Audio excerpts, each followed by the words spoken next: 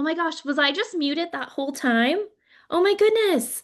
Okay, so you might not have heard anything that I just said. That's bonkers. Um, Hi. Good afternoon. If you're here, you're in the right place. You have found me.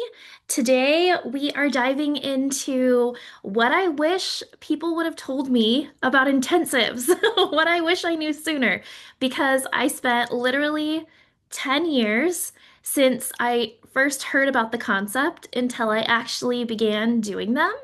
And looking back, I'm really bummed out that I didn't start doing them sooner. So I want to share a few of those things. And then um, some people wrote back and put in some of their concerns, questions, things that they feel unsure about when it comes to intensive. So I want to talk about those. And if you're listening live, feel free to, well, first, like say hi in the chat so I can know that you're here. But second, if you have questions about intensives or just things that you like are feeling unsure about, this is not like, oh, you need to do them and blah, blah, blah. This is more just like, let's have a really honest conversation because there's not a lot of places where we get to do that. And before I started doing intensives and like this community existed, I honestly didn't know anyone in my immediate circle who was doing them. So I had a lot of questions, I had a lot of ideas, but I didn't actually have information um, from like a real human that was coming back to me. And that's probably what kept me in the loop of keeping things the same for 10 years before I started. So that is why we are here. Let me take a look. Hello, hello. All right, that's hilarious. Hopefully, you didn't join when I had muted myself because you would not have heard me at all. Okay. So, I'm going to go ahead and dive in. This is what I wish someone would have told me before I spent 10 years doubting intensives. Blah. So, you're in the right place if you like the idea or like something about it seems intriguing to you, but maybe you have like an unsettled feeling or there's just like unanswered questions. So for me, for years, I was wondering, one, like, is this ethical? Like, is it the context that I heard intensives was I had a friend who told me, "Oh, they had a friend, so it was like friend of a friend, went and traveled to see a trauma specialist for a week of intensive therapy. And it was part of like a sabbatical plan that they had, and then they returned home. And my immediate reaction was just like, how could you just show up and do trauma therapy with someone that you don't know? Like, how could that be safe? How could you build rapport? Like, how does that work? It's interesting now because I'm tend to be a pretty open, curious person, but I immediately was just like, I don't know about that. Wouldn't that be too much, too overwhelming? Like, how does it even work? So, that was kind of my introduction. Um, and I hear that from a lot of people as well. So I'm gonna try to keep my eye on this chat in case anyone live wants to add um, a question. But that actually is one of the questions that somebody responded in the email and put was, actually, I'll pull it right up so that we can get the exact words. So, Kim, thank you so much for responding. I love, like, my favorite thing is to hear from people, like what is happening in your mind and world and connecting that way. So, Kim said, I'm concerned that I may not be able to adequately build rapport or assess for readiness with a new intensive client. And so, yeah, I totally had that. Like, and you heard my story. I had that first reaction too of like, how could you just show up to a new therapist and just suddenly go super deep with them, right? Like how does that even work? And then the assessing for readiness piece. So here's what I want to say. Well, the rest of her question, she said, I have extensive experience and people tend to feel comfortable with me pretty quickly, but I still worry about doing harm. This definitely connects back to my own stuff. So, my first thought is like, wow, Kim, um that's so amazing that you have that awareness of like something's coming up that is bringing this concern of harm. And if we were having a conversation or getting coffee or whatever, or in a coaching session even, I would really be curious about what is the harm that you're concerned about doing, right? Like, is it that the client will become dysregulated in session? Is it that they'll open up a bunch of stuff and then have trouble, like not move through it and become dysregulated at home? Like, what exactly is the concern? Because I think that will be really telling of like what it's connecting to in you. Um, and sometimes that helps us kind of like work through it, right? Because, there have been times in my career where I have been concerned. Like, what if someone brings something up? Oh, I'm working with, I remember I had an intensive, which is now one of my most favorite and most like sacred experiences. But I had an intensive where someone had a very extreme, like violent crime happen to them. And I felt really intimidated because I was like, this is not like my mom spanked me, like this is like a very extreme situation. And sorry, it's after lunch and my ADHD is amok. But so I was really worried what would happen. Like, would she get too activated? Would she get too overwhelmed? And the interesting thing is that we have a lot of skills. We have a lot of tools in our toolkit. And if you've been doing this work for a long time and you know how to be in session with people, you know how to show up and help, like having more time is just going to allow more of the good things that you can share with people, like come to life. I didn't realize that only sitting with people for 50 minutes at a time was allowing me to offer them like a little, I'm thinking of like, someone's in the desert and they're like so dehydrated, and you give them like a thimble of water and you're like, all right, here you go. I'll see you next week. Whereas when we could sit for 3 hours or 3 days, it's like I'm handing them a big jug of water and they can slowly take it in the pace that is right for them. So even if you're doing an intensive that is long, you still can pace it to what that client needs in that moment with their nervous system, right? Like maybe they're ready to hit the road and go super strong, hard in to whatever the topic or goal is. Maybe they're a little bit like hesitant. Maybe they need to warm up or dip their toe in. Just because you have a long period of time doesn't mean you're operating like at 10 for 3 straight hours. So we have a lot of tools. I don't think that hour a week therapy allows us to really use all the tools that we have. Once I started doing intensives, I was like, holy cow, I'm an amazing therapist. This whole time I thought like, why does it feel like we just keep having the same conversations over and over and over? But then when we sat together for 3 hours or 3 days, it was like, wow, things are changing and moving and they're feeling better and they're getting insights and all this kind of stuff. So, so that's my thought is if you've been a therapist for a long time, it's possible that you have so much more to give than you even realize. And maybe the 50-minute container is containing or constricting like the type of experiences that you can be having with clients, the type of transformations that they can be having that you can be guiding them in. So that is my thought on that. In terms of like building rapport, and I'll say I see more people are joining in.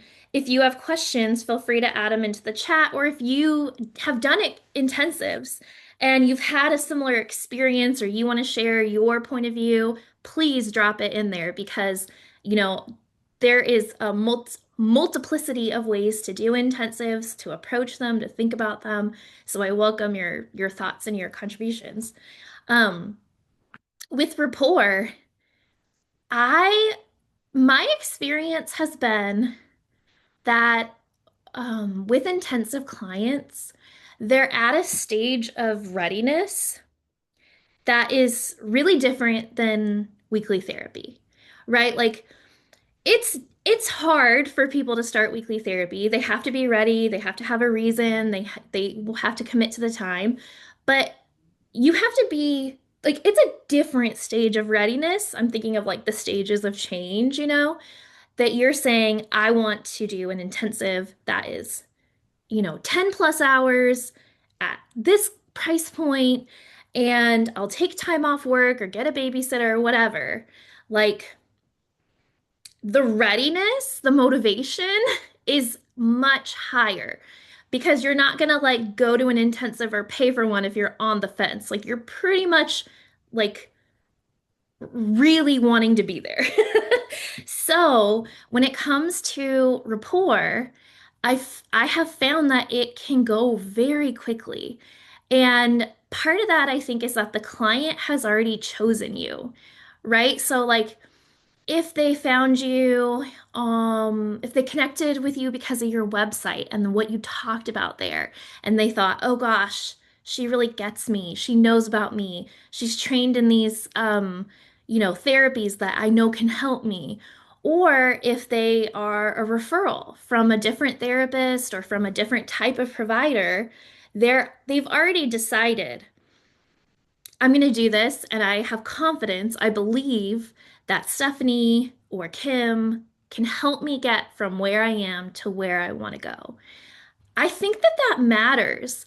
And you come in with a higher baseline of trust and rapport. So then when you show up and do your regular therapy things and build that connection and say back to them, I hear that this is what's happening for you. I hear that this is the shift or the transformation that you desire. Here's how we'll format or approach this intensive. How does that sound to you?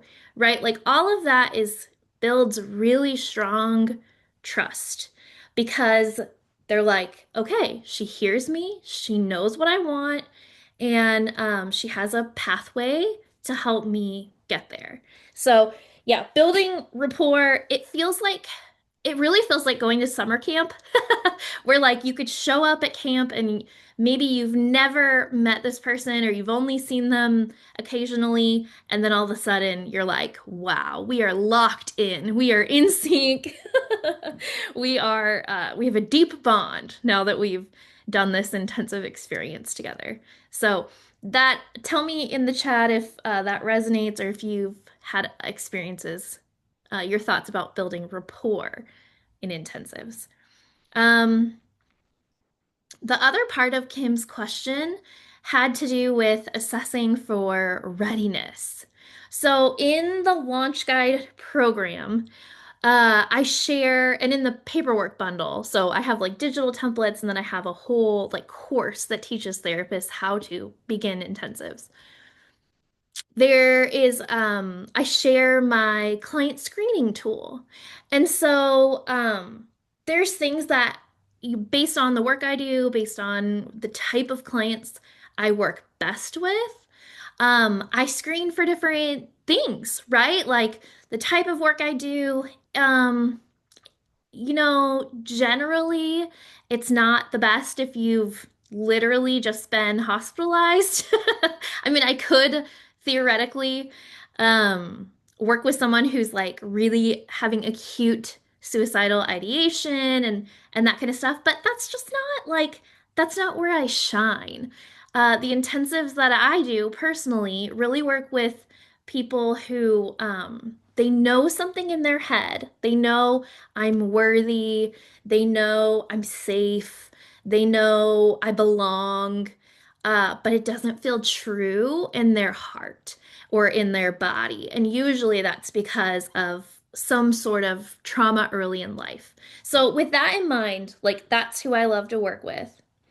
Then I'm gonna screen people differently, right? So in everyone's gonna have their like ideal client or what are the I was gonna say qualifications, but that sounds kind of gross. The earmarks of your like favorite clients, your ideal clients, and then selecting questions that can help you understand if that person is um, going to be a good fit.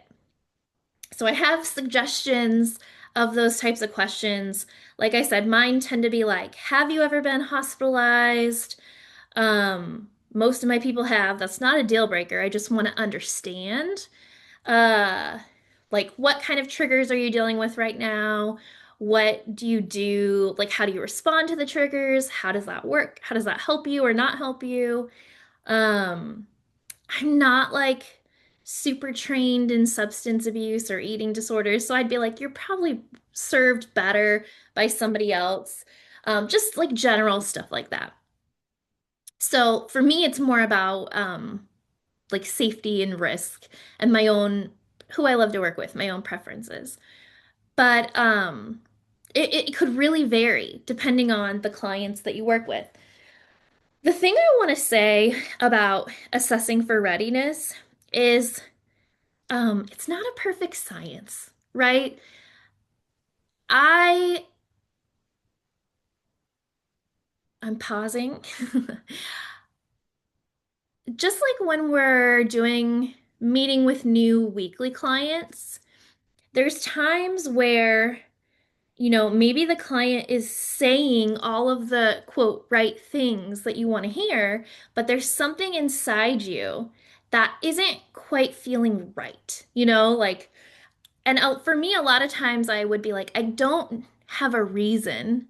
I don't understand logically, but something intuitively or in my gut or in my body is telling me that this is probably not the right fit, or it's like something is off. Um, and so I think it's really, really important to trust that. Like, yes, have your tangible physical screening questions, but also like trust the other sources of information because it's really, really important. It's very difficult to be in an intensive experience with someone if you're not like fully synced up with them. Um, and the other thing is, like, we honestly do not know. We can do our very best to screen and to know if a client's going to be a good fit for the work that we do. But like at the end of the day, we don't know. I've done intensives with people where everything sounded like, oh yes, this would be great. We can totally do this. And then throughout the experience, it's like, oh, there's other things happening here. There's like, we're getting stuck in different places. And that is just the reality of what it is to work with humans. And so we talk about like how to have those discussions in session, um, and just to be in the moment and talk about what's happening. So if you're putting a lot of pressure on yourself to assess for readiness, just know that yes, there's like supports you can set up, but also there's just a human element that you can trust yourself to navigate the way through. And there's we talk about that in my course, and if you do consultation with therapists who do intensives, like there's some skill around how to have those discussions too. So I hope I hope that helps. All right. Hello, hello to everybody who's watching. I'm going through some questions that were pre-submitted by people about intensives. So if you have any, feel free to drop them in the chat, and then I'll share the things that I wish people would have told me before I started intensives, or what I learned and wished I would have known. So that was from Kim about building rapport and readiness. Let's see. Tanya says, how do I know how long to make an intensive? I'm going to do ERP for OCD, and it varies so much with people that I have no idea how to know the length I should be advertising. Yeah, this is a great question, and it comes up all the time, not just for therapists who treat OCD, but for, you know, uh, every modality, really. So, um, what I recommend is starting small. So, especially if it's your first intensive, there is a little bit of a learning curve of how to like adjust your therapy container from like 50 minutes to like 3 hours or 4 hours. So, I would say that's a good first step. And when you're doing that, just to notice what's happening. So, if you, like you said, if you do ERP for OCD, right? Thinking about what happens in the beginning of your sessions, the middle, like the core intervention, and then the closure. Maybe there's some other sub things happening, excuse me, in the like core section, but you can map out your intensive session like that. And then just notice, like, how did it feel to you? How did it feel for the client? Did it feel like you got to the end of the 3 hours and you're like, oh my gosh, we didn't get to do this yet? Did it feel like, yeah, we kind of like hit all the high points at 2.5 and we had a nice like half hour sort of closing debrief reflection? Like, there isn't a perfect format. It really is giving yourself permission to take the step and see how it works or see how it feels for you. So in the beginning, personally, I think my first one was a 3 day, 3 hour each day. And I was stressed because I was like, oh my gosh, how am I going to use this time? Like I literally was like, okay, from 10 a.m. to 10:15, from 10, we'll do this and then this. And you know what? Sure, maybe that helped my anxious self to feel more in control, but we didn't do any of it the way that I had mapped it out. Like that particular client just wanted to be heard. And like I needed to trust myself to be present, to ebb and flow as needed, and to be responsive to what was happening in the space. Because our idea of what's going to happen this session could be really different than what the client actually like brings in. So I would say start with a container, like 3 hours or 4 hours, and then trust yourself to like bring up the interventions or activities that feel organic based on where the client is in that moment. And if you're, this happens all the time in the Launch Guide program. Therapists are either super flexible and like very, very comfortable with just sort of like ebbing and flowing, or they're highly organized and highly structured. And so go for it. If you're highly organized, you can still make a whole agenda. You can have like a master list of your favorite go-to activities.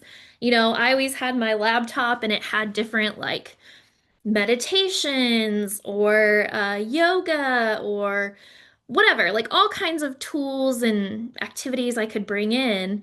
I didn't have to think of them on the spot, but usually something would happen in the intensive and I would be like, oh, you know what would be great right now? How would you feel if we shifted into this?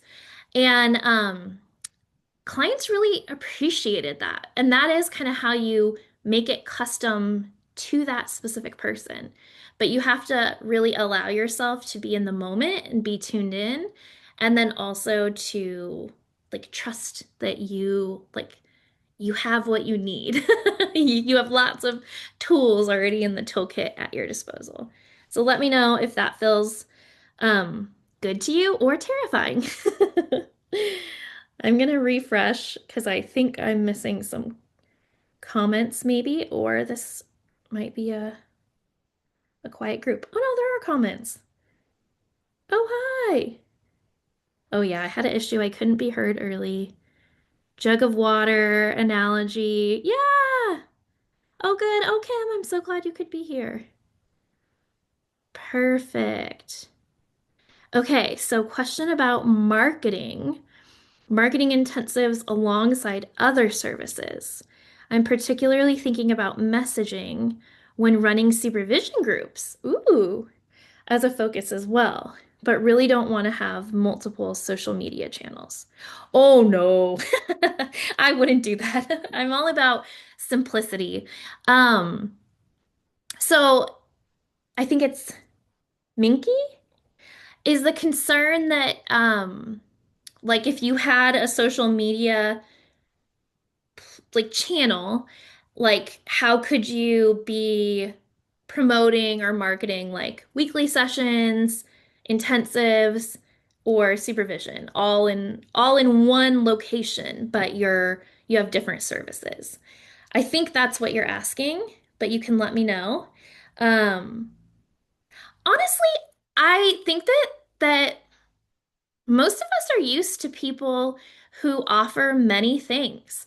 You know, you go to a restaurant and there's different things you can order. You go to a coffee shop and you can get hot coffee then, or you can order a bag of coffee and take it to go, or even get a t-shirt or whatever, or a mug.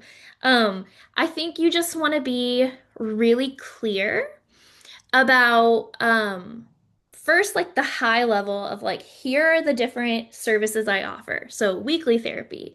This is a good fit for you if da da da da. Intensive therapy. This is a good fit for you if you're this in this situation. And then supervision groups, that one's a little more obvious because probably that's therapist specific. So people might have like four professionals or four clinicians. But I really love that in marketing when people can say clearly, like weekly therapy could be a good fit for you if you want consistent, ongoing touch points, weekly touch points to, I don't know, I'm making this off in my head, um, to like process through your whatever, to work through your anxiety or to build your parenting skills or whatever it is versus an intensive page where it might say like you feel like you've been in therapy for a long time, but you still haven't had the breakthrough or the relief that you're looking for, or your schedule's really busy and you want to do a deep dive to get to the heart of the issue quicker. It could say something like you don't want to wait to feel better. You don't want to be in therapy for years. Um, that's going to appeal to a certain person, right? Like you're not telling people what they have to do or what's better to do. You're just saying if you identify as someone who wants to do like a weekly journey together, this is going to be, this is what I offer for you. And if you're someone who's like, I just want to hit the ground running and really get to the heart of the issue, then intensive could be a better fit for you. So let me know if that resonates or if you have any follow-up questions there. Okay. Ooh, we got into some good conversations. Let me see what other questions we have here. I think we've touched on this a little bit, but I'll shout it out in particular. So, Jason, thanks for sending this one in. He said, my fears are developing the confidence and identifying what I can provide or teach in an intensive format. So, thank you for being so like just putting that right out in text, like in black and white. And if you relate to this too, you can put it in the chat. But I talk to therapists often who are like, yeah, what would we even do during the intensive? Or um, can I, like, can I do it? Do I have to have a special training? Or what would I even do? Like that sort of thing. And I think we kind of psych ourselves up a little bit to think that intensives are this like big production when I mean, and they certainly could be if that's your type of deal, but really it's just about like taking the way that you are with clients all the time, what you've been doing for years, the best of your work, and allowing clients to sit with it and experience it for a longer period of time. So you don't necessarily have to have some grand structure or plan. Again, if you love to do that, more power to you. There's certain clients that love that. But for a lot of us, um, we're just bringing our existing work and giving it like proper room to breathe. So an example is like, let me think. Oh, okay. Here's a good example. I mean, there's so many. The first one I thought of is like IFS work, right? Couples work is another good example. But with IFS or parts work, it takes time to help a client, one, like get in touch with their self, and then build some form of connection or trust with their parts, right? Like a protector part or a manager and whatever. And sometimes that can like slowly, you're peeling the onion back, like session after session. Um, but when you're doing an intensive, I mean, I've had many intensives where we're able to work with a protector who's had a very strong hold and kind of like collaborate with it and get permission to then move in and comfort or oh gosh, what's the IFS term? I know there's a really a specific term, like unburden the exile, right? So in weekly therapy, you might only get the chance to touch base with a protector and just barely scratch the surface. But in an intensive, you actually have the breathing room to go through that process in a single, like within a single day or a single weekend or something like that. So that can make a huge difference. So the idea was the IFS therapist is still doing the same thing. It's just happening on a different timeline. So sometimes we think, oh, I have to be doing this much bigger, much different thing. But again, you can if you want, but that's not a requirement. You can just be you. Like, how many of us need to believe that you being in a room with clients and showing up with your presence and your clinical like skills is powerful. Um, and some people they just want more time with you. So if you needed to hear that, you're not alone for sure. Um, okay. So yeah, developing confidence, identifying what I can provide and teach. I think it happens little by little. Every time we take a little brave step and push beyond our growth edge. Not like you're doing something so extreme that you're like freaking out your system, but just a brave step on your growth edge, you get that positive return, right? Like I did do a session that's 90 minutes, or I do a session that's 3 hours. Wow, look at the client's face. They had this breakthrough or whatever. It's just more reinforcements to give you more confidence, more courage, and you can move in alignment with that. So I hope that helps. And if you relate, let me know. Ooh, yeah. Glad he said I really want to start doing them. Yes, they're amazing. Oh, so good. Okay, let me see. Christina says, I've worked with a lot of various adult populations. I'm struggling with identifying a niche. Curious if I even need a niche. What are your thoughts? I offer intensives and have had on average one booked a month. That's amazing. Do you have any advice or thoughts on advertising for general EMDR trauma treatment intensives? Cool. So first, Christina, one a month is really great. So congratulations. Holy cow. Um, that's a big deal. So I hope that you hear that and receive that. That's amazing. Um, and my initial thought is always like, well, I feel like a niche is pretty important, but I think it's really interesting that you have been able to book those so frequently without like a quote niche. And maybe you have one, but you're just not like naming it that way. I'm wondering how people are finding you if they're like you're working with existing clients who are already in your like world or if these are like new clients who are coming to you specifically for an intensive because that could tell us something different about your marketing, right? Like if it's existing clients, it's like, okay, well, yeah, they're going to work with you because they already know, like, and trust you. If you're getting new clients, and I'm thinking, something in your marketing is probably working really well. Um, so your last question, advice on advertising for general EMDR trauma intensives.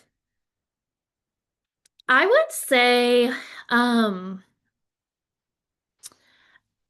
I would say to be really clear, even if it's general trauma, like be very specific about what their life is looking like at the time they're reaching out to you for an intensive, like what's happening, what's keeping them up at night, what's the stress point, the pain point, the like, I got to do something about this um point. So being able to name that and where they want to be instead. So if it's, and maybe this isn't what you were asking, but it doesn't matter whether you're on social media, whether it's on your website, whether you're networking with other therapists, like all the formats, like that's not the important part. There's not like one mode of marketing that's going to be a silver bullet. That's a word, right? I'm like, is it a golden bullet? No. Silver bullet. What matters is the messaging. So where they are to where they want to be and a confident, clear message that you can help them get there, right? So if it's like, ooh, this was an example that came up. I love this. One of the therapists in the most recent launch guide, she helped women in their midlife to recover from breakups and burnout or burnout and breakups. I was like, dang, that's a cool niche, right? And there was like a specific method of how she did it. So they're dealing with this burnout, breakup, there's some like grief, overwhelm, whatever. And then she's helping them to like reclaim their joy and like come home to themselves or something like that. So that's really, really clear. That's memorable. I think the time where I started getting more intensive inquiries is when I could tell someone what I do and they remember it.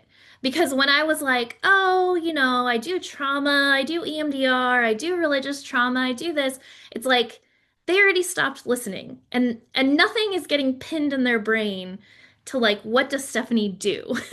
So I'm never going to come up in their mind when they have a client in front of them who had a birth trauma. I don't even do birth trauma, but if you say that, hey, I'm an EMDR therapist, I work specifically with women who've experienced birth trauma and whatever, are struggling in their, what's it called? Perinatal, new moms. Like that you can recall, that you can refer to.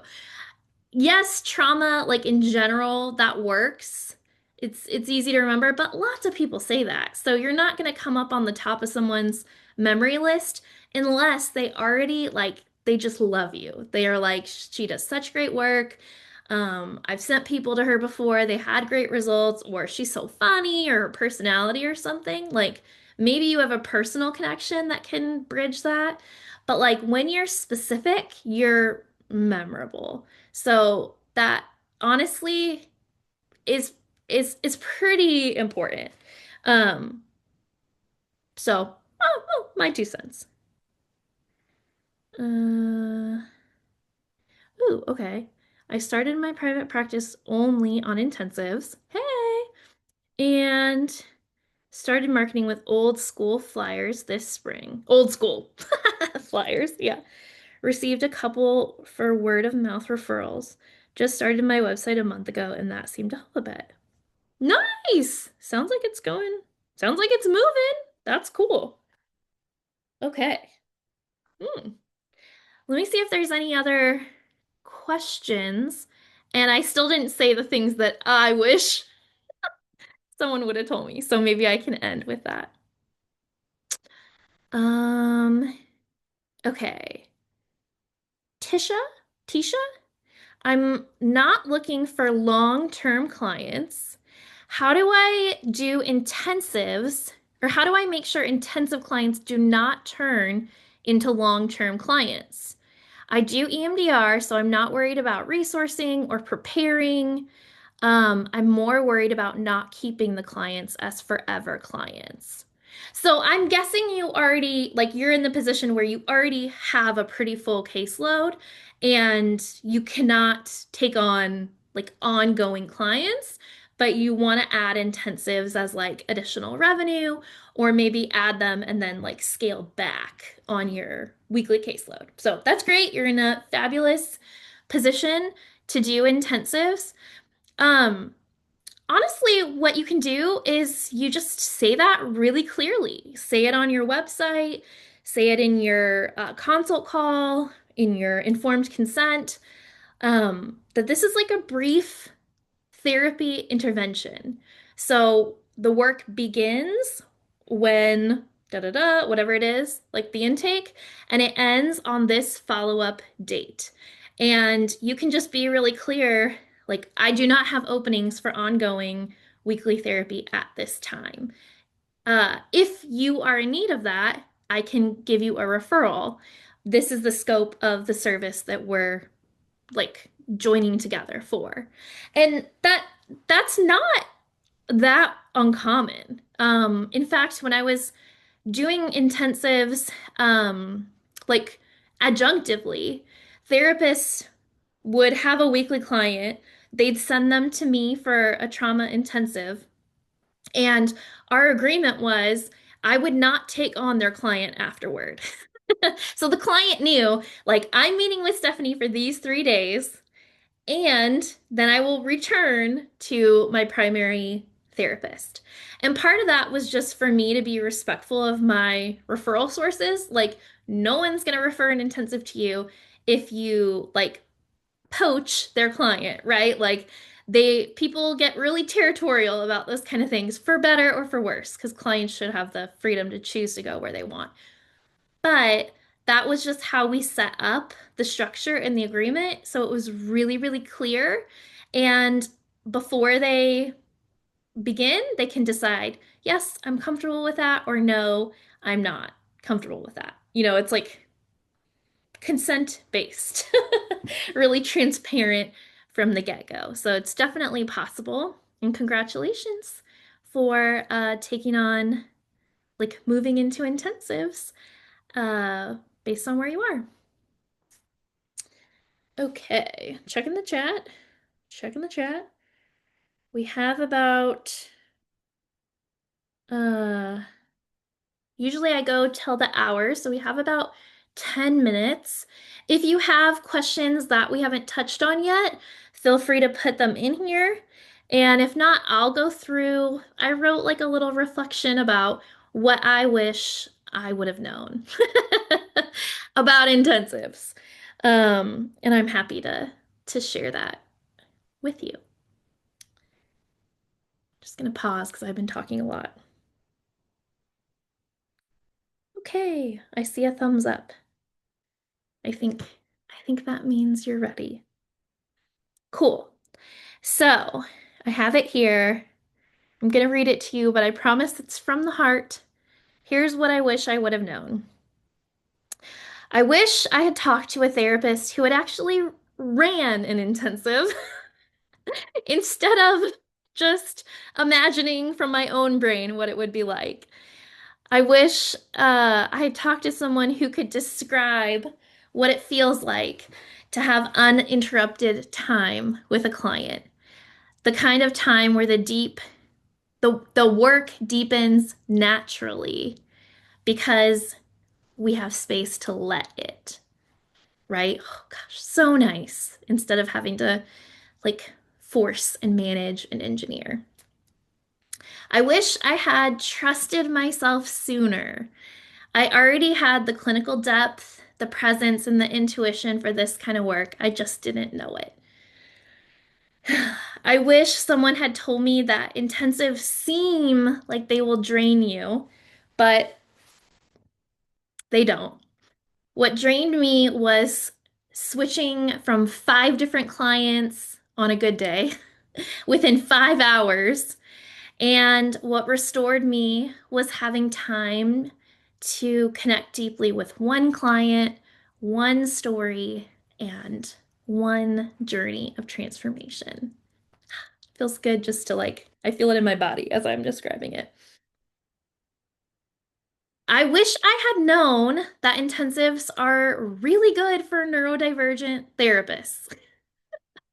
I didn't know that having to switch gears and move from client to client, even on a light day, even if I was only seeing like 2 in the morning, 2 in the afternoon, like that's some people's dream, right?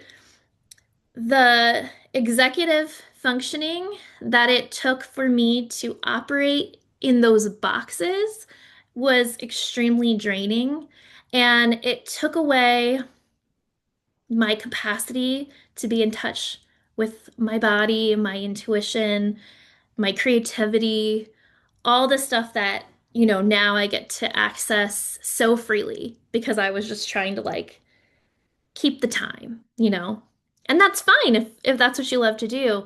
But if you want to try another way, it's out there. And I wish I knew how many kinds of clients could benefit from this format. Not just people who, are very stable and want to process something from their childhood, but even people who are in really acute, uh, dysregulated states. Intensives can help them stabilize so much, right? And maybe even prevent like hospitalization or institutional care. Um, Couples, oh my gosh, do you know how many times I want to call my own couples therapist and be like, listen, so could you just give us an intensive? It's pretty straightforward. I can send you a training because couples work is really hard to do 1 hour at a time. And we already talked about, anxiety, OCD, family work, parenting work, all so many different types of people really resonate with this. And yeah, just being able to be present and not feeling rushed or stuck on someone else's timetable that may not be your natural timetable. It may not be what you need. So by the time I finally ran my first intensive, 10 years later, I was so shocked because it felt so natural. And immediately I thought, Oh, this is how I am meant to work. This just makes sense to me. So if you have, some sort of feeling that this could be a good fit for you too, uh, I'm like, let's do it. Let's try it. Yes, there's like, things that you can learn and things to set up in your practice, but you're not the only one. I've done it. I supported like hundreds of therapists inside Launch Guide, and there's thousands of therapists in this Facebook group who are doing the thing. So you're not alone, and there's lots and lots of resources out there. And one of my favorite things to do, because I get really pumped up at the start of January. I always offer a free